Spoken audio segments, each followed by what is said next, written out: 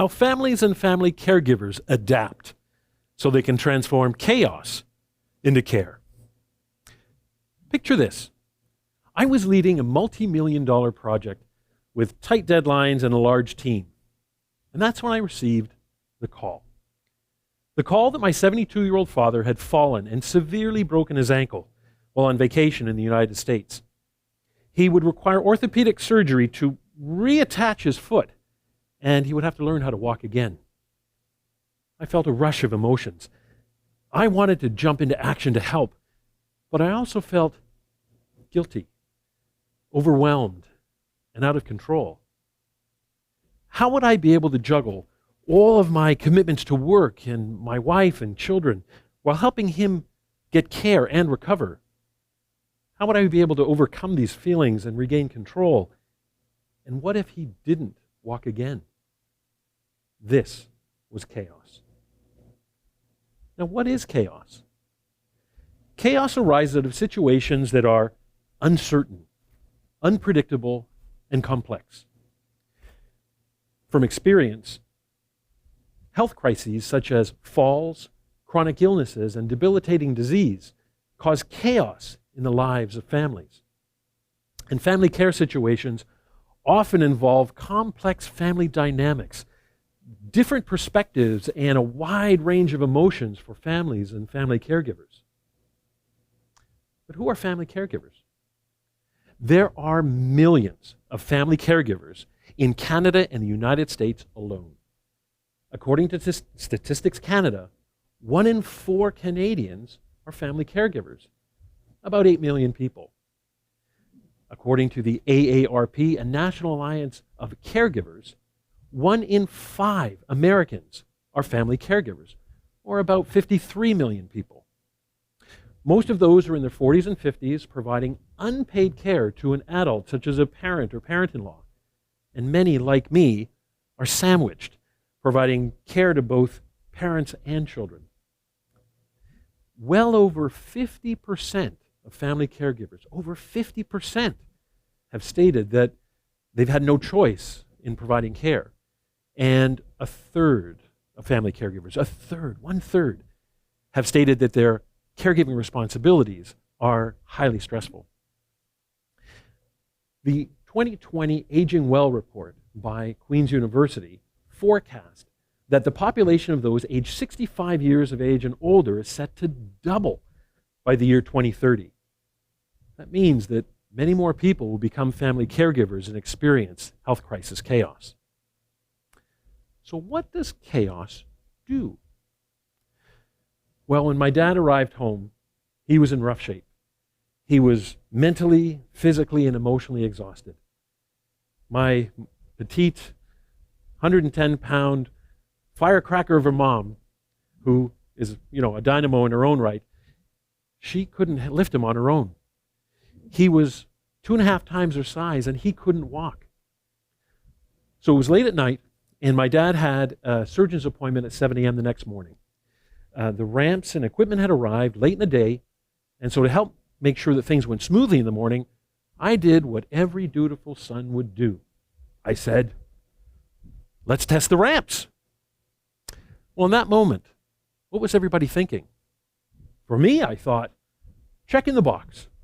The ramps are in. We can get him to the hospital and back. For my dad,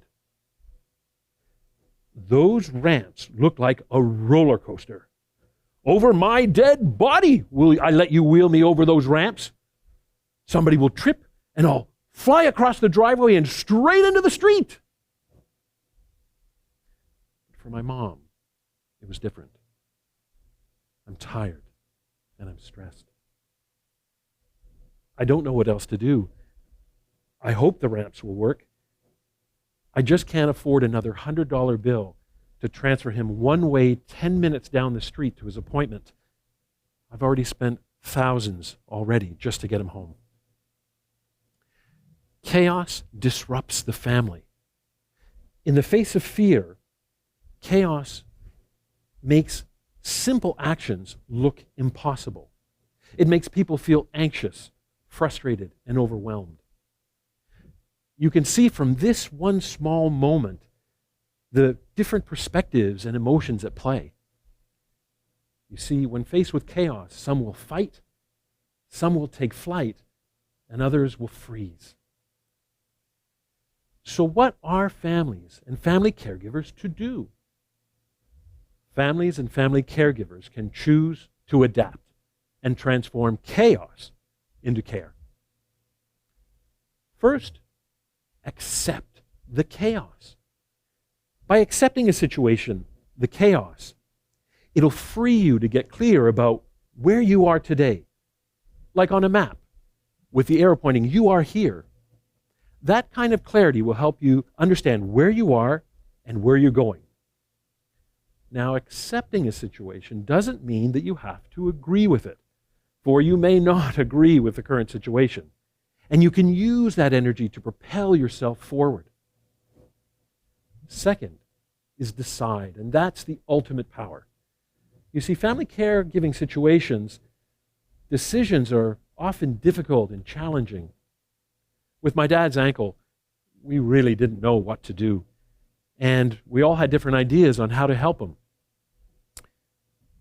My parents were proud and independent, and they wanted to do everything on their own. Many family caregivers, like me, are often in supporting roles and not the decision makers. So we often struggle when we have to influence a decision or an outcome. Now, a technique I've learned that family caregivers can use, I've learned from design thinking. And that is to ask questions and reframe the problems by asking, how might we? For example, how might we get Dad to and from his appointments? You see, in this way, you encourage conversation, and you can discuss different ideas and options together. It avoids one party telling the other what to do, like, Dad, you're using the ramps, and getting their feelings hurt and back up. When you have options, you can make decisions, and decisions enable action. The third way to transform chaos into care is to take action. When my wife's Italian grandfather, who didn't speak English, was in the intensive care unit suffering a traumatic brain injury from a fall, we had a scare when he stopped eating. This was an urgent and chaotic situation. What were we to do? Why wasn't he eating? We didn't want him to downward spiral any further. Well, it turns out all he wanted was a plate of pasta and homemade sauce. So I delivered and fed him his favorites. You see, taking action is both meaningful and powerful. And actions can be both big and small.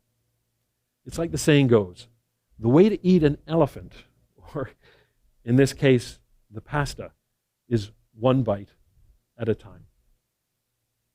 Fourth is patience.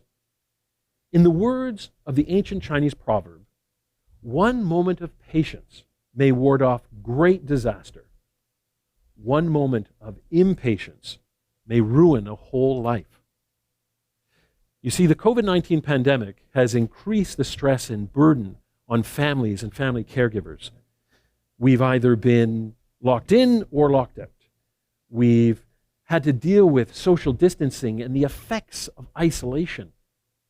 We've had to learn new technologies like how to video conference with doctors or connect remotely with our loved ones.